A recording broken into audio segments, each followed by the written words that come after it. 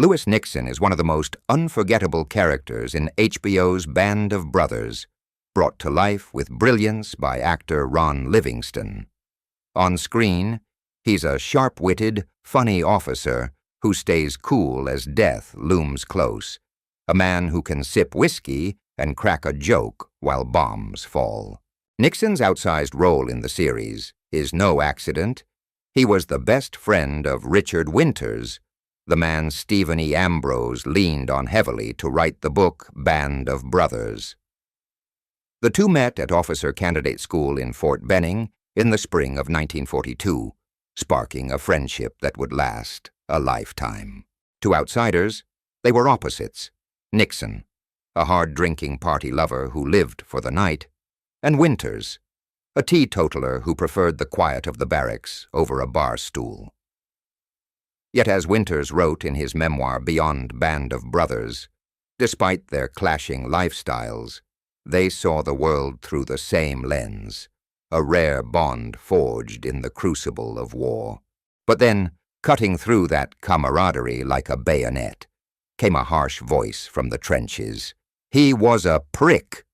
Words spat by Lieutenant Buck Compton, a man who nearly died alongside Nixon in combat.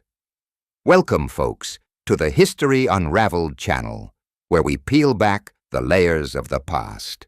If you're hooked already, hit that like button, share this with your friends, drop a comment below, and subscribe to join us on this wild ride through history's untold tales.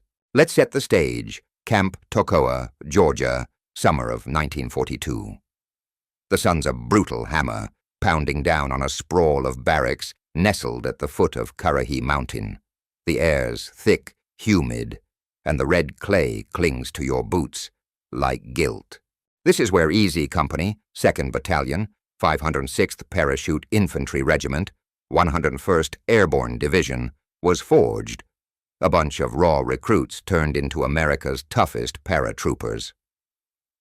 Leading the charge is Captain Herbert Sobel, a name that still makes easy vets grit their teeth. Sobel's a drill master from hell, ruthless, unyielding, a man who could run you up Currahee 3 miles and back just to see if you'd break. 3 miles up, 3 miles down, he'd bellow, stopwatch in hand, eyes like a hawk's. Into this pressure cooker strolls Lewis Nixon, a Yale-educated rich kid with a flask of Vat 69 tucked in his pocket, and a smirk that says he's above it all. Sobel didn't just dislike Nixon, he hated him with a fire that could melt steel. Stephen Ambrose's Band of Brothers paints Sobel as a tyrant who locked horns with officers aplenty, but Nixon was his white whale. Sobel never wrote a memoir, so we don't have his exact words, but the guys who survived Toccoa, Bill Wild Bill Guarnere, Edward Babe Heffron, kept the story alive. Sobel couldn't stand the sight of him, Guarnere said years later, his Philly accent thick with disdain. Called him a spoiled brat who'd rather sip whiskey than salute. To Sobel, Nixon's drinking wasn't just a flaw. It was treason against the Army's soul. Picture this. Sobel's got the company lined up, sweat pouring, rifles gleaming. He spots Nixon leaning against a tree, flask glinting in the sun. "This ain't a country club, Nixon." Sobel roars, face red as the clay. Nixon shrugs, takes a sip, and drawls, "No, sir, just keeping my spirits up." The men choke back laughs, but Sobel's apoplectic. Here's this Ivy League prince, slouching through drills, tossing quips while Sobel's trying to build killers. To him, Nixon's a trust fund playboy, a guy whose family owned Nixon Nitration Works in Jersey, who'd sailed Europe while Sobel clawed his way through life. But Sobel's rage masked a deeper fear, that Nixon's privilege made him soft.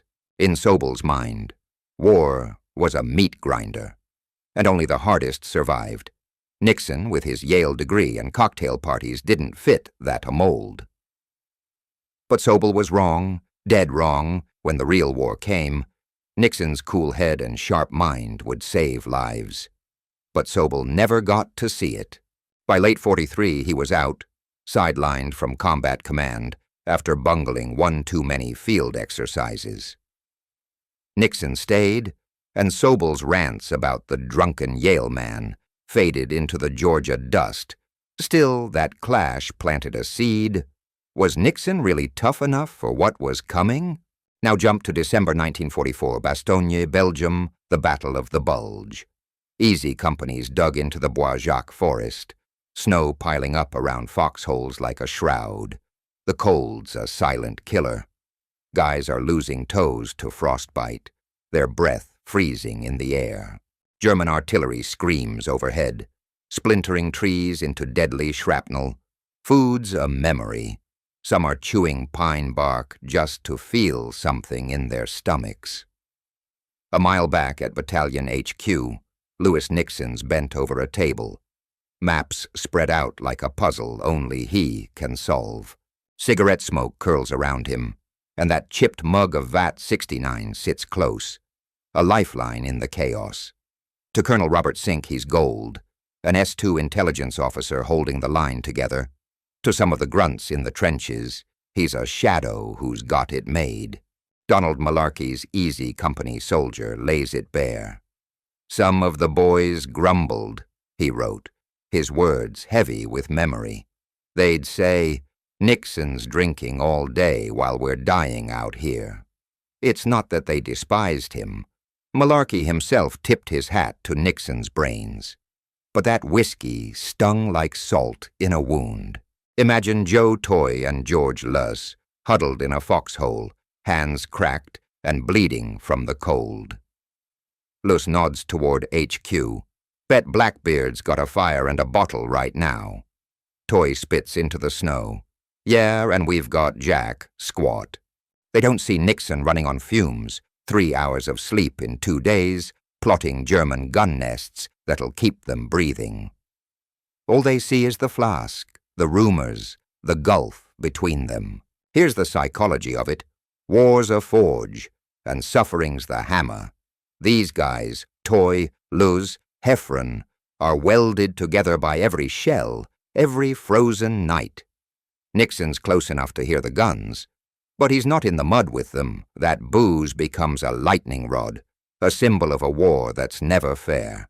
Bastogne's a pressure cooker, no food, no heat, just death and desperation. A pair of socks or a scrap of bread could mean life, and knowing Nixon's got whiskey while they've got nothing. It's a quiet rage, simmering under the surface. Did he earn it? Sure, his maps saved lives, his cool head kept Sink sane, but to those boys, shivering and bleeding, it didn't feel earned, it felt stolen. Dig deeper, to the enlisted men, Nixon's whiskey wasn't just a drink, it was a slap. It exposed the Army's class system. Officers got perks, grunts got graves. But it was more than that. Nixon wasn't just any officer. He was the one who had to be the shield, deciphering the enemy's next move. When he was sharp, they lived. When he slipped, they died. So every time they imagined him sipping instead of strategizing, it wasn't just envy, it was fear. Fear that his vice could cost them everything. That's the unspoken terror in those foxholes. Now meet Lynn Buck Compton, UCLA Golden Boy, All-American catcher who played with Jackie Robinson, two-way football guard who stormed the 1943 Rose Bowl. War breaks out, and he's not sitting stateside. He joins up in Forderie, itching to fight Hitler. December '43, he lands in Easy Company at Oldbourne, England. A replacement officer with no Tocoa scars. He's got a grin that lights up a room, a grit that wins hearts. Babe Heffron later calls him the nicest officer we had, humble as hell. Then there's Nixon, the S2, who sizes up this jock and decides he's everything he hates. Ambrose nails it. The flamboyant Lewis Nixon resented jocks. Nixon's world is Yale, high society, intellect over brawn. Sports are for grunts. Compton's the opposite, physical, outgoing, a guy who proves himself through sweat and blood. The tension simmers until after D-Day, June '44. Easy's back in Aldbourne, licking wounds from Normandy in a May 2nd, 2007 interview. Compton spills it. We're outside, just talking, when Nixon turns to me out of nowhere. "I've got no use for you jocks," he says. "You're all jerks. At Yale, I had girlfriends and parties while you were sweating on some field." I say, to each his own. But he's on a roll. "I'm making you battalion physical fitness officer. Every morning, you run the whole unit an hour." The order's a gut punch. Enlisted men in T-shirts and jump boots. Compton in a wool OD uniform and tie. "I'm out there soaked, necktie strangling me," Compton fumes. While the guys breeze by, that's Nixon, pure spite. It's a petty flex from a staff officer who doesn't get the front line, but it backfires. Those runs make Compton a brother to the men, while Nixon's left sipping whiskey in HQ, a loner in his own unit. But why did Nixon target Compton? Let's unpack it. Nixon wasn't just a drunk. He was a man wrestling with inner demons, born into wealth, educated at Yale. He carried the burden of proving himself. Sports to him were a shortcut, a way for dumb jocks to get glory without brains. Compton, with his athletic accolades, embodied that. Nixon's jab wasn't just personal, it was existential. He needed to believe his path, intellect over muscle, was superior. Making Compton run in a tie, that was Nixon asserting dominance, saying, "You might be the hero, but I'm the smart one." The real fireworks hit years later. At an Easy Company reunion in Dallas, Bastogne, December '44, still haunts them.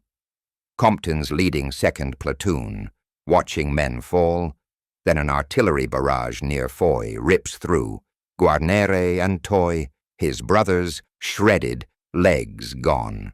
Compton freezes, the image searing into his soul. He's pulled off the line soon after, trench foot so bad he can't walk, feet black and swollen.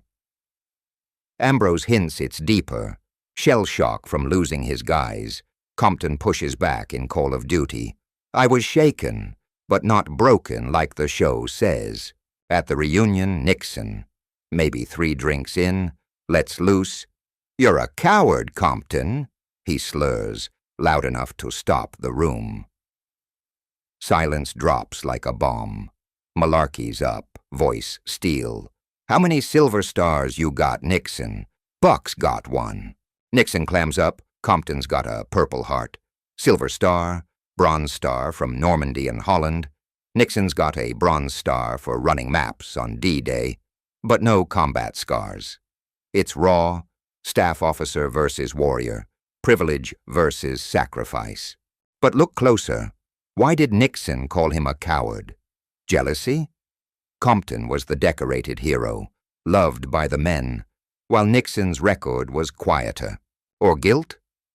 Nixon never fired a shot in anger, never led men into the fire, maybe.